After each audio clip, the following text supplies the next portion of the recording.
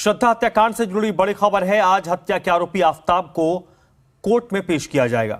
दिल्ली के साकेत कोर्ट में दोपहर 12 बजे के आसपास आफताब को पेश दिल्ली पुलिस करेगी और कोर्ट से दिल्ली पुलिस आफताब का रिमांड मांगेगी।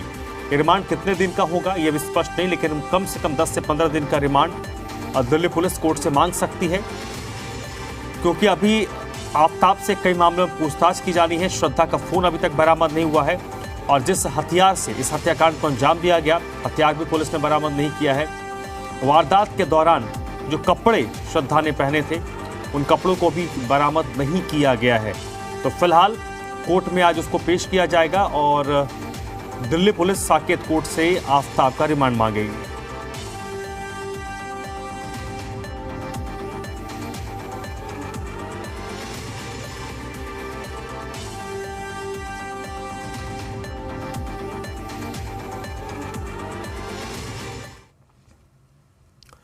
श्रद्धा हत्याकांड के मामले में पुलिस साक्ष्य जुटाने के लिए छतरपुर इलाके के सीसीटीवी मैपिंग कर रही है। आरोपी आफताब को साकेत कोर्ट में पेश किया जाएगा और पुलिस कस्टडी लेने का प्रयास रहेगा। 6 महीने पुराना मामला है, इसलिए पुलिस 6 महीने का रिकॉर्ड खंगालने की कोशिश कर रही है। श्रद्धा के पिता का डीएनए सैंपल लिया गया है, जिसमें बरामद बॉडी पार्ट्स का डीएनए मैच करवाया जाएगा। श्रद्धा का एक बैग मिला है आफताब के घर से, जिसमें उसका सामान है, उसकी पहचान करानी है। दरअसल अभी तक हथियार, बॉडी के पार्ट्स और कुछ साक्ष्य बरामद नहीं हुए हैं। आफताब का परिवार दिल्ली पुलिस के संपर्क में है। पुलिस के लिए अभी तक मामले में कई चुनौतियां हैं।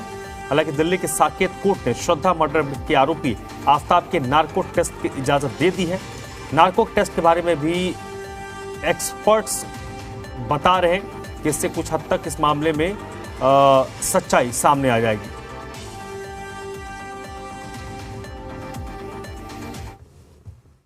दिल्ली में हुए श्रद्धा मर्डर केस में आज दिल्ली पुलिस ने नार्को टेस्ट करवाने की मांग करी थी, जिसे कोर्ट ने स्वीकार कर लिया।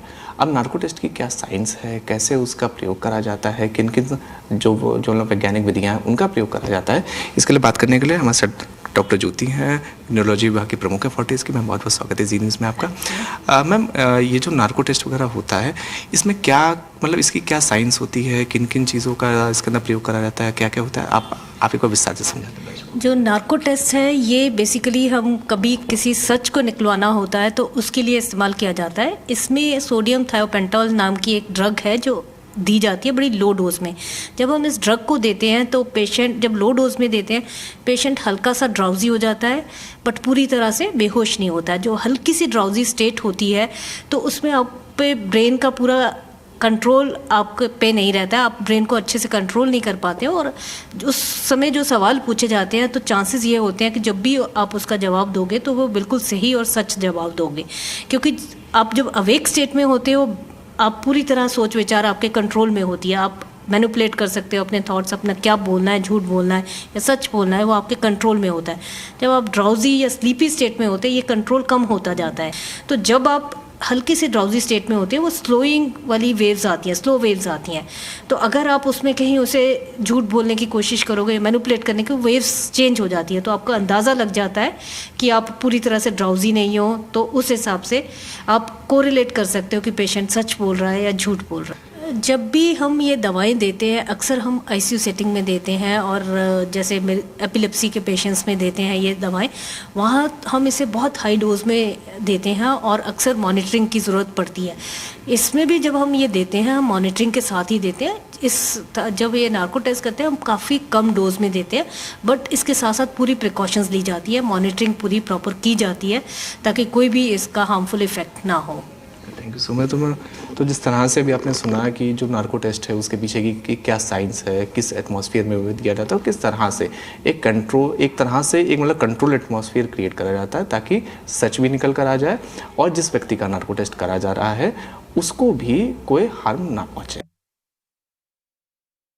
अगर स्किज़ोफ्रीनिया या इस तरह का कोई मानसिक रोग है जिसमें इंसान इस तरह की हरकत कर रहा है और वो जिम्मेदार नहीं है, तो इस तरह का आदमी नॉर्मल दिनचर्या भी कई बार नहीं कर पाता और उसका जो जीवन शैली है वो भी डिस्टर्ब होती है। वो इस केस में ऐसा लग नहीं रहा, हालांकि एग्जामिनेशन बताएगा। कई बार पर्सनालिटी डिसऑर्डर्स ऐसे होते हैं जिनमें क्रिमिनल एलिमेंट्स होते हैं, जैसे कि एंटी सोशल पर्सनालिटी डिसऑर्डर, जो कि बचपन से ही धीरे धीरे जैसे जैसे पर्सनालिटी डेवलप होती है तो इस तरह की चीज़ें आपकी पर्सनालिटी में आ जाती हैं। तो इसे हम, ये मानसिक डिसऑर्डर ज़रूर है, लेकिन इस चीज़ के लिए इंसान अपने हर एक्शन के लिए जिम्मेदार है। हम ये कह के कि ये मानसिक रोगी है, हम सहानुभूति नहीं दे सकते अगर ये पर्सनालिटी की प्रॉब्लम है, क्रिमिनलिटी की प्रॉब्लम है।